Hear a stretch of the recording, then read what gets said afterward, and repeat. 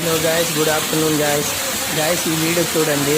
ఎందుకంటే మా సైడు మా ఊర్లో ఈరోజు మంచి గట్టిగా వర్షం వచ్చిందనమాట.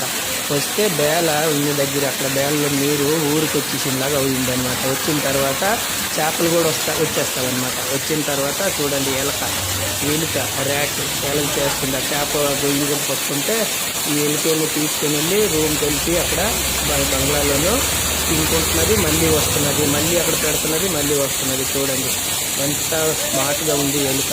అంటే దానికి ఎంత బుద్ధి ఉందో చూడండి. అది భయపడదు వాటర్కి.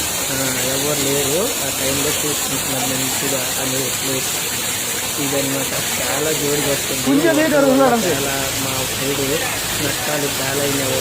ఓడి పంట, ఉష్మాలు అన్నీ నష్టమైనవన్నీ.